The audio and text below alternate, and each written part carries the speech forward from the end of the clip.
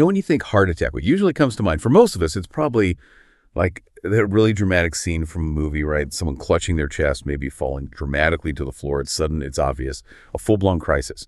But what if I told you that sometimes serious heart trouble, even an actual heart attack, can be way more subtle than that?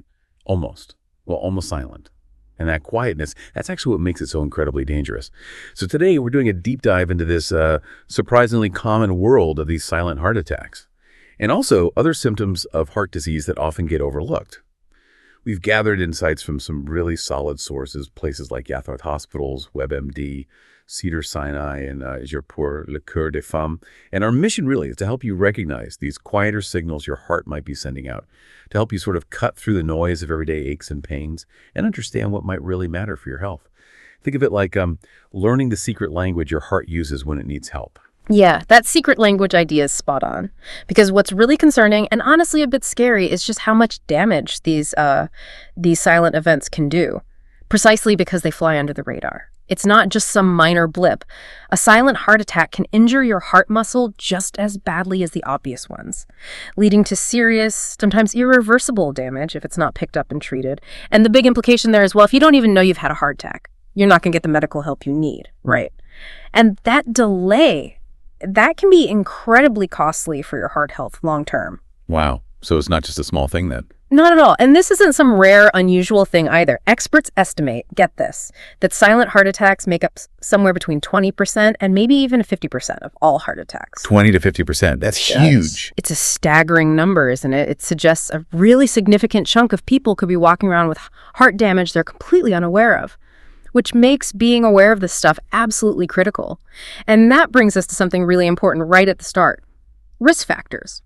Knowing about these subtle signs is especially vital if you're, say, over 60, if you're carrying extra weight, or if you're managing conditions like high blood pressure, high cholesterol, or diabetes. Basically, the more of those risk factors you have, the more tuned in you need to be to your body's quieter signals. You need to be extra vigilant. That makes total sense. But the idea of a silent heart attack, it still sounds almost contradictory. Yeah. How can something that serious happen without making a big noise about it? Does silent actually mean zero symptoms? Or is it more complicated than that based on what our sources found? That's a really fundamental question. And you're right, the term silent can be a bit misleading. It rarely means absolutely no symptoms whatsoever. What it usually means is that the symptoms are either so mild that they get brushed off easily, or maybe they're completely absent in some rare cases. Or, and this is probably the most common scenario, they're misinterpreted as something else entirely, something much less serious. From a medical standpoint, it's still definitely a heart attack. There's a blockage. Blood flow and oxygen aren't getting to the heart muscle properly. The silence isn't about the event itself not happening. It's about the body's alarm system being, well, muffled. Yeah. Or maybe just misread. Like the smoke detector's going off, but you think it's just the toast burning. Exactly like that. That's a perfect analogy. And the danger of not being aware, of misreading that signal, it really can't be overstated because those symptoms are mild or maybe absent or just dismissed. Like you said, people don't seek medical help when they should, not in time. And this delay, it lets significant damage happen to the heart muscle, damage that can progress, just like it would with a classic chest-clutching heart attack. The long-term effects are serious. An undiagnosed silent heart attack puts you at a much higher risk category for future problems. We're talking things like stroke, more heart attacks down the line, heart failure, even sudden cardiac death. Wow. Imagine living with that increased risk just because a subtle signal was missed. Or maybe because the signal just wasn't loud enough in the first place. It's a sobering thought. It really is. It sounds so insidious how easily they can be overlooked. Yeah. It makes you wonder, what are the main reasons why we miss these signals? Is it just because they're mild, or are there other things going on? Well, there are several key reasons, and they often overlap. First, as you touched on, people frequently just don't recognize these things as heart symptoms. They write them off as minor aches, everyday stuff, common problems. It might be, that feeling of indigestion that keeps coming back after meals, or a bout of unusual fatigue you blame on a busy schedule, or maybe what feels like just muscle pain from sleeping funny. Right, things we all get. Exactly. And this is so different from that alarming chest clutch we see in movies, right? The reality is often much more mundane, ordinary even. And because it's ordinary, it's much easier to ignore. Our bodies are sending signals, but we're often just not interpreting them in the right context, the heart context. Now, there's also a specific group we really need to talk about, and that's people with type 2 diabetes. Oh. This connection is incredibly important because diabetes can actually physically interfere with the body's warning systems. See, one of the common complications of long-term or poorly managed diabetes is nerve damage. It's called neuropathy. Right, I've heard of that, like in the feet. Often in the feet and hands, yes, causing numbness or tingling. But, and this is crucial, that nerve damage can also affect the autonomic nerves, the ones that control things automatically, like your heart rate, your bladder, your digestion, your blood vessels. I didn't realize it affected those too. Yeah, it can. And when this neuropathy damages the nerves that lead to and from the heart, it can essentially, well, it can mute those critical warning signs, like the classic chest pain or discomfort. One source actually described it as like having a big mute button on what you're able to feel. Wow. A mute button. Exactly. So during an event that would normally cause significant chest pain or maybe pain radiating to the arm or jaw, someone with diabetes-related neuropathy might genuinely feel nothing much or something very vague. This makes being aware of any subtle change, even things that don't seem heart-related at all, absolutely vital for people with diabetes. It really highlights why managing diabetes isn't just about blood sugar levels, it's about protecting the whole system, including the heart's ability to sound the alarm. That's a really powerful point about how interconnected everything is. Are there specific signs of that nerve damage itself that people should look out for? Things that might suggest their body's alarm system could be compromised even before a potential silent heart attack? Yes, absolutely. There are definitely indirect signs of this autonomic neuropathy that can be clues. For instance, feeling dizzy or even fainting when you stand up suddenly. That's called orthostatic hypotension. Okay. Or finding you have a surprisingly hard time with even limited amounts of exercise, getting breathless very easily. Problems with urination are another one, like having accidents or feeling like your bladder isn't emptying completely. Sexual problems can also be a sign. Things like erectile dysfunction in men or maybe low libido. Abnormal sweating is another possibility, either sweating way more than usual, sometimes even drenching sweats at night, or the opposite, a complete lack of sweat even when you should be sweating. Huh. So sweating too much or too little. Right. And also trouble digesting food, feeling bloated, getting stomach upset easily, maybe feeling full very quickly after starting to eat. That's called gastroparesis. Catching these early signs of nerve damage is important in itself, maybe to slow its progression with better diabetes management. But crucially, it also alerts you to the fact that your body's main alarm for heart problems might not be working at full volume. You might need to rely more on other subtler clues. And this brings us to a really, really critical point about taking action. The message from all our sources, loud and clear, is this. If symptoms are severe, if they don't go away quickly, or if you are in any doubt at all about what's happening, call emergency services immediately. Don't hesitate. Do not hesitate. That's 911 in the US, 15 in France, 999 in the UK, 112 pretty much worldwide now. And please, please do not try to drive yourself to the hospital if you think it might be a heart attack. Why not? Because you could pass out or your condition could worsen suddenly. Getting professional medical help to you as fast as possible, ideally in an ambulance where they can start treatment right away, that's the priority. Time is heart muscle, literally. Every minute counts. Okay, message received loud and clear. Call for help, don't drive.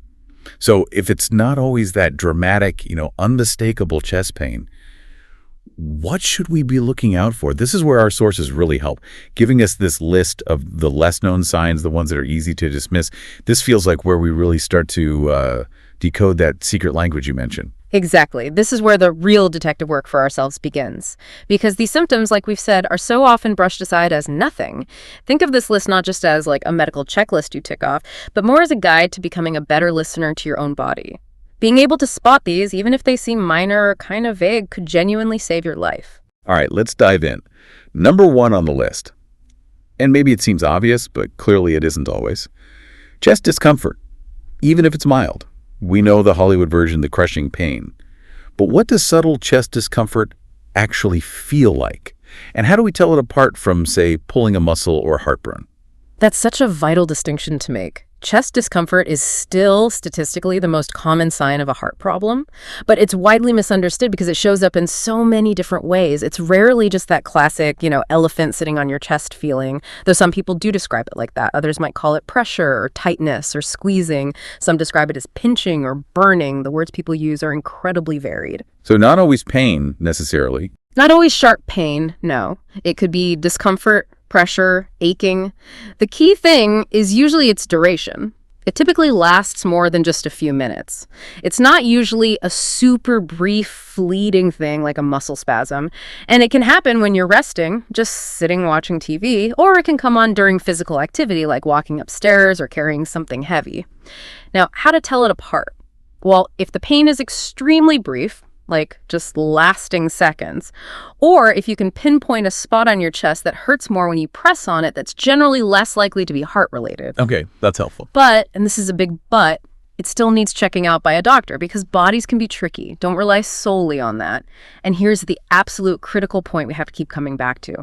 You can have serious heart problems, even a full heart attack with no chest pain or discomfort at all. Zero chest symptoms. Zero. This is especially common in women who often have a completely different set of symptoms leading the way. So, yeah, chest discomfort is number one, but its absence doesn't give you a free pass. If any chest symptom persists, gets severe, or just worries you, get medical help right away. Got it. Yeah. So pay attention to the feeling, the duration, the context, but don't assume no chest pain means no problem. Okay. Beyond the chest, you mentioned the heart can send signals elsewhere. Let's talk about number two. Pain spreading to other body parts. Where does it typically go, and what should we look for? Right. This radiating pain is a classic sign. It happens because the nerves from the heart share pathways with nerves from other areas, so the brain gets a bit confused about the pain's origin. The most well-known is pain radiating from the chest outwards, particularly down the left side of the body. So first, the arm. That's the textbook symptom, right? Usually starting in the chest and moving out, often down the left arm, but sometimes the right or both. But it's really important to know, our sources stress this, that sometimes the main symptom someone feels is actually arm pain. The heart attack might present primarily as arm pain, even without obvious chest pain happening first. So arm pain alone could be a sign. It could be. Don't dismiss severe, unexplained arm pain, especially if you have risk factors. Yeah. Then you've got pain radiating to the jaw, throat, neck, or shoulder. Now, pain just in these areas on its own could be lots of things: a pulled muscle, a dental issue, a sore throat, sinus problems. Yeah. But the key difference is if the discomfort seems to start in the center of your chest and then travels or radiates up into your throat or jaw or out to your neck or shoulders, that pattern is a big red flag. Especially if it happens when you exert yourself or if it comes along with that chest pressure or other symptoms. Agir pour le cœur des femmes specifically flags jaw and left arm pain. And finally, let's not forget back pain. This one is often overlooked. Cedars Sinai mentions pain in the back or arms that might feel like a sprain or a pulled muscle.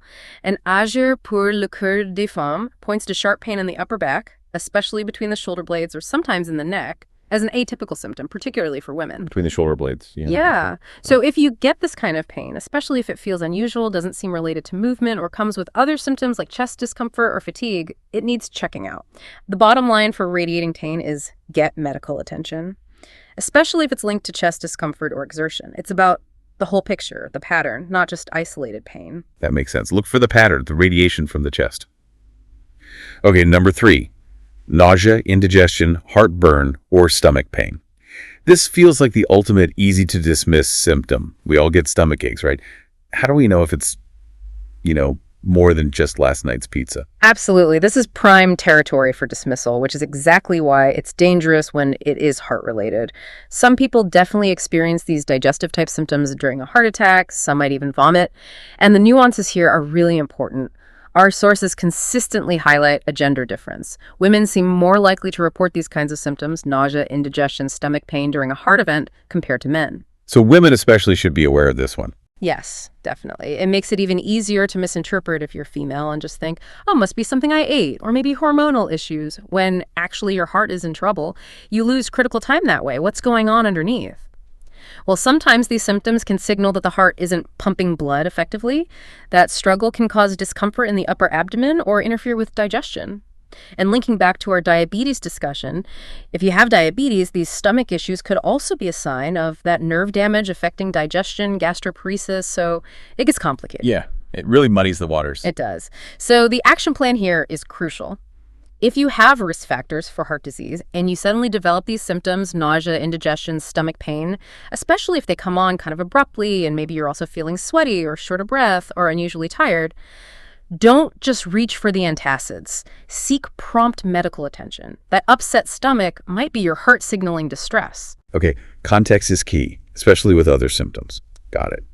Point number 4, dizziness or lightheadedness, another really common one. Stand up too fast, maybe dehydrated, skipped a meal. When should we worry that it's heart-related? You're right. Dizziness or that feeling of being lightheaded, unsteady, maybe like you're going to faint. It has tons of benign causes. Not enough water, not enough food, standing up too quickly, sometimes even inner ear issues, usually harmless. However, the time to be really concerned, the heart-related red flag, is when this dizziness or lightheadedness happens suddenly and it comes along with shortness of breath and Talij chest discomfort. That combination again. That combination, yes. That's the warning sign. What's happening? Well, it could mean a sudden drop in your blood pressure because your heart isn't pumping efficiently enough. If the heart struggles, it can't get enough oxygenated blood up to your brain. And that lack of oxygen makes you feel dizzy or faint. Okay, so it's a blood flow to the brain issue. Potentially, yes, stemming from the heart not doing its job properly in that moment. So if you get that specific cluster, sudden dizziness with breathlessness or chest issues that needs immediate medical attention, don't just sit down and hope it passes. Call for help. Right, check for the accompanying symptoms. Okay. Moving to number 5, sudden fatigue or extreme exhaustion. This one feels particularly tricky because, well, who isn't tired sometimes? Yeah. How do we tell the difference between normal tiredness and a heart warning? Exactly. This is maybe one of the most insidious because it's so easy to explain away. We're not talking about feeling a bit knackered after a long week. We're talking about a profound shift. Feeling suddenly winded or utterly exhausted after doing things that were previously easy for you. Like maybe climbing one flight of stairs used to be fine and now it leaves you feeling completely wiped out. Or carrying in the groceries suddenly feels like a massive effort. A noticeable change in capacity. A noticeable change, yes.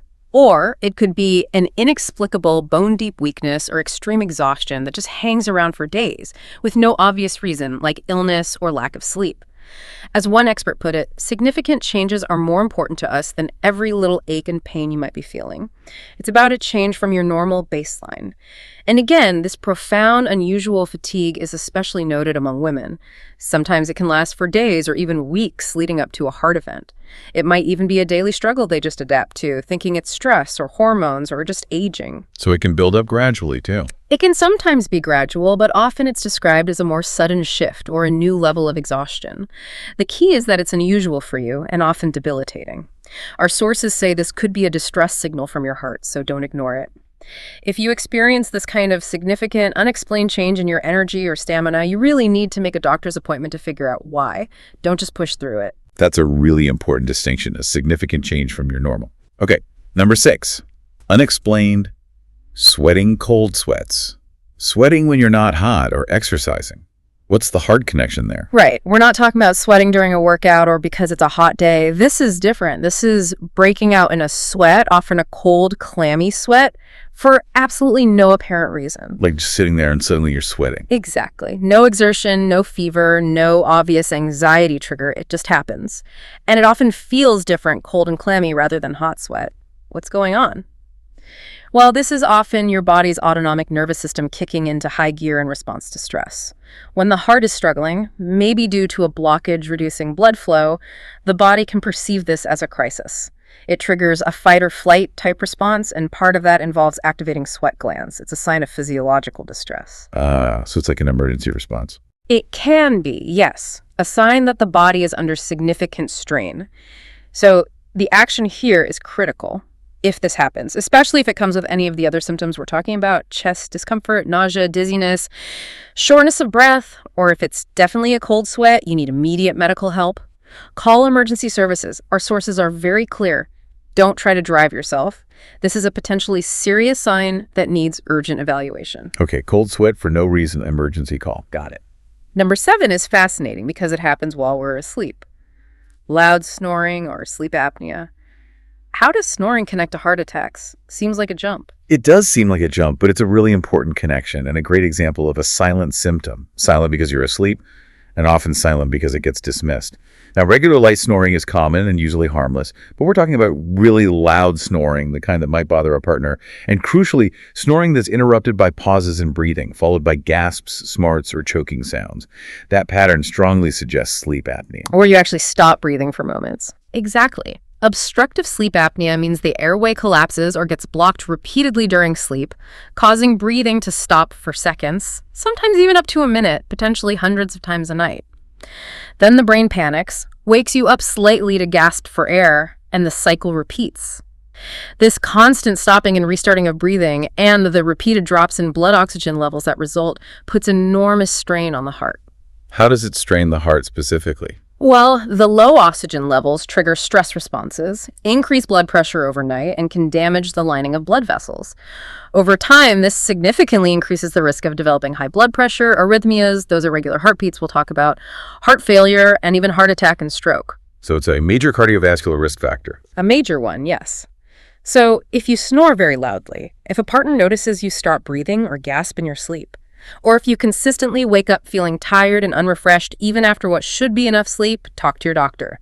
They might recommend a sleep study. If sleep apnea is diagnosed, treatments like a CPAP machine can make a huge difference, not just for your sleep quality, but for protecting your heart long term. It's a sleep issue with direct and serious heart consequences. That's a crucial link many people might not make. Okay, number 8, irregular heartbeat or palpitations. Feeling your heart race or skip a beat. We've all felt that, right? Maybe too much coffee or nerves. When does it cross the line into something worrisome? You're right. Occasional palpitations, feeling your heart race, pound, flutter, or skip a beat are very common. Nerves, excitement, caffeine, even lack of sleep can trigger them, and often they're harmless. But it becomes concerning when these feelings are frequent, sustained, or, importantly, when they happen alongside other symptoms. Okay, so frequency and accompanying symptoms are key. Exactly. We should be particularly concerned if an irregular heartbeat or palpitations occur with chest pain or pressure, significant shortness of breath, dizziness, or feeling faint. That combination could signal a serious underlying heart rhythm problem, like atrial fibrillation, often called AFib. What's atrial fibrillation? That's a condition where the heart's upper chambers, the atria, beat chaotically and irregularly, out of sync with the lower chambers. This means the heart isn't pumping blood efficiently. AFib significantly increases the risk of blood clots forming in the heart, which can travel to the brain and cause a stroke. It also increases the risk of heart failure over time. So it's definitely something that needs diagnosis and treatment. While sometimes palpitations are just due to lifestyle factors like caffeine or sleep deprivation, as one expert notes, it always needs checking just in case. So the advice is, if palpitations are frequent or worrying you, see your doctor or a cardiologist. If they happen with chest pain, pressure, severe breathlessness, or dizziness, that's an emergency call for help immediately. Okay, another case where the combination of symptoms really matters. Number 9 is an outward physical sign. Swelling in the legs, feet, or ankles. What's the heart connection there? How does heart trouble cause swelling down there? This swelling, which doctors call edema, particularly in the lower extremities, can be a very visible sign that the heart isn't functioning optimally. Essentially, it indicates that the heart isn't pumping blood as efficiently as it needs to. Think of the heart as the central pump for your circulatory system. If the pump is weak or struggling, blood doesn't circulate as effectively, it can start to back up in the veins, particularly in the legs and feet, due to gravity. Okay, like a traffic jam in the veins. Kind of, yeah. This backup increases pressure inside the blood vessels, causing fluid to leak out into the surrounding tissues, which leads to that noticeable swelling or puffiness. There's another mechanism, too, particularly related to heart failure.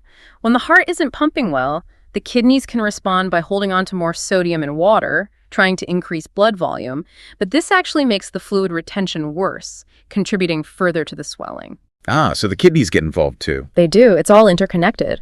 So if you notice swelling in your legs, ankles, or feet that's new, persistent, seems to be getting worse, or especially if it comes along with shortness of breath or unusual fatigue, you need to get it checked out by a doctor promptly. It's a sign the circulatory system is under strain. Right. Persistent swelling needs investigating. Okay, number 10. A cough that won't quit. A persistent cough. My first thought is always cold, flu, allergies, maybe asthma, not heart. What's the link? You're absolutely right. Most persistent coughs are related to respiratory issues or allergies, and usually it's not a primary sign of heart trouble. However, and this is important, if you already have known heart disease or if you have significant risk factors for it, a persistent cough, especially one that produces white or maybe pinkish, frothy mucus, can be a sign of heart failure. White or pink mucus. Okay, that's specific. Yes, the character of the mucus can be a clue. This happens when the heart, particularly the left side, isn't pumping blood forward effectively. Blood can then back up into the blood vessels of the lungs. This congestion, called pulmonary edema, causes fluid to leak into the air sacs in the lungs. This fluid irritates the airways, triggering a persistent cough as the body tries to clear it. The white or pink frothy sputum is characteristic of this fluid buildup. So the cough is from fluid in the lungs because the heart isn't pumping properly. Exactly. So while you shouldn't panic about every cough, if you have heart disease risk factors or a known condition, and you develop a persistent cough, especially with that kind of mucus, or if it gets worse when you lie down, ask your doctor to investigate the cause thoroughly, including considering a cardiac link. That's a really subtle one to be aware of. Okay, finally, number 11. And this might be the vaguest, but maybe most profound. A general feeling of unease or discomfort. How do you even quantify that? And why should we trust such a fuzzy feeling? It is fuzzy, isn't it? But it's incredibly important. This isn't about a specific pain or symptom you can easily point to. It's more of a vague, non-specific sense that something is just wrong. Our sources describe it using phrases like a feeling of anxiety or even a sense of impending doom. It's this deep, intuitive feeling that something bad is happening or about to happen. A sense of doom. Yeah, it sounds dramatic, but it's a recognized symptom, particularly highlighted in women.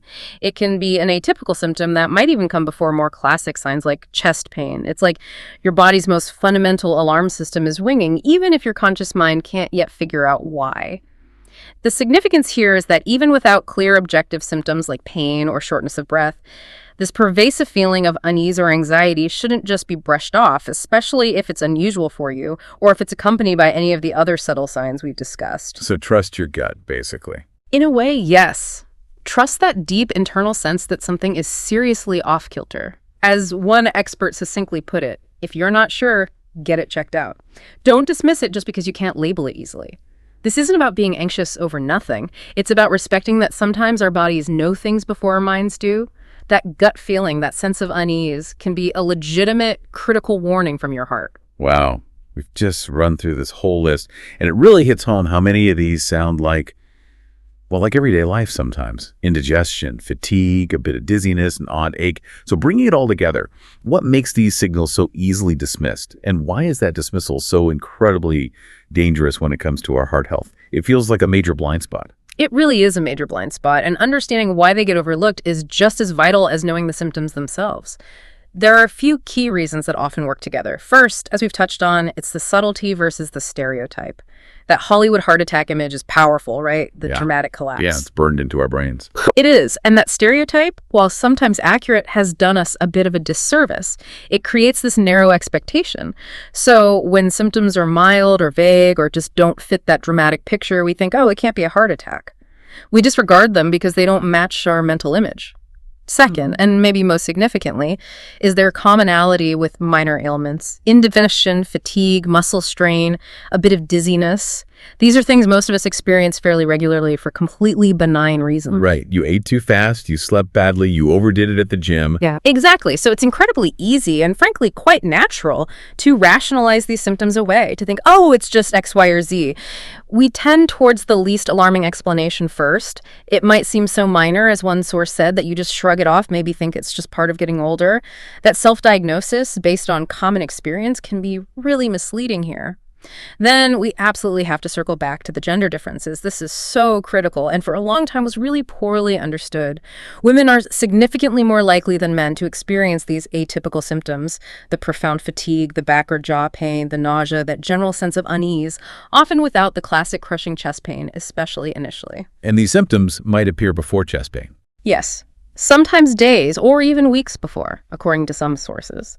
Nearly half of the women who have a heart attack experience different atypical symptoms, one source states, sometimes appearing before chest pain. This points to a historical bias in medical research, which was often focused on male presentation. If doctors and the public are primarily looking for the male pattern, they miss countless cases in women. We need a conscious shift here. And finally, just to briefly recap the impact of diabetes. That nerve damage, the neuropathy, can literally act as a mute button on chest pain signals. Right. It's a stark reminder that one chronic condition can mask the warning signs of another. For people with diabetes, vigilance for any unusual symptom becomes even more critical. So you combine the subtlety, the overlap with common issues, the gender differences, the effects of other conditions like diabetes. It creates this perfect storm where really important warnings can just get lost in the noise of daily life until, potentially, it's too late. That's a really powerful and, yeah, frankly, quite alarming summary of why this happens. So, okay, what does this all mean for us, for you listening right now? Beyond knowing the signs and why they get missed, what else should we be thinking about? How do we turn this knowledge into, practical action for our own health? That's the crucial next step, right? Moving from awareness to action. It really comes down to two main things: understanding your personal risk and knowing what to do. So first, it's absolutely vital to get a handle on your key risk factors. We mentioned them earlier, but let's just quickly reinforce them because they are the foundation here. There's age risk, generally increases over 60. Lifestyle factors are huge, being overweight and especially not getting enough regular physical activity. Then there are the big medical conditions: high blood pressure, high cholesterol, and diabetes, or consistently high blood sugar. These are major players. Your diet matters immensely. Diets high in cholesterol, salt, and unhealthy saturated or trans fats increase risk. Chronic stress is another factor, and using tobacco in any form, smoking, vaping, chewing is a big one. And specifically for women, as we noted, certain types of birth control pills containing synthetic estrogens can add to the risk profile, something to discuss with a doctor. So knowing where you stand on those is step one. Absolutely. And the so what of knowing your risk factors is this: the more of these boxes you tick, the more critical it becomes to be super vigilant about any of those subtle symptoms we've spent time discussing. Each risk factor kind of turns up the volume on how seriously you should take even minor seeming signs. You need to be more tuned in, less likely to dismiss things. Managing those risk factors through lifestyle changes, medication if needed, is proactive heart protection. This leads directly to the second key action: the importance of following up. If you experience any of these symptoms, even if they seem mild, even if they go away, don't just ignore it and hope for the best. Follow up with your doctor. Don't just wait and see. Definitely don't wait and see. Detecting a heart attack, silent or not, is critical because it means, as one source put it, everything is put into a higher risk category for future problems, like stroke or another attack. But the good news is, as the expert from Cedars-Sinai said, detecting it is the first step towards getting effective therapy that we know is helpful. Early diagnosis means early treatment, which can limit damage and improve your long-term outlook significantly. Ultimately, all of this boils down to empowerment through awareness. Knowing the signs, knowing your risks, this knowledge gives you power. It helps you potentially avoid a silent heart attack, or at least catch it early enough to minimize the harm. It lets you be an active partner in your own healthcare. And the final, maybe most vital piece of advice is the simplest yet hardest sometimes. Don't self-diagnose or delay seeking help. We've seen how easily these symptoms mimic minor things. But please, trust your body, trust your instincts. As our sources emphasize, it's always better to be safe and have symptoms checked out than to disregard symptoms as minor and have them be something big. Advocate for yourself, get checked out. Your heart and your life could depend on it. We've really covered a lot today, shining a light on this hidden language of the heart. From that nagging cough or unexpected fatigue to indigestion that just feels off, or even that vague sense of unease. These signals, these silent signs, they're our body's way of whispering, sometimes shouting quietly for attention. It's a crucial reminder that heart issues aren't always that dramatic movie scene. Sometimes, maybe often, they're much quieter.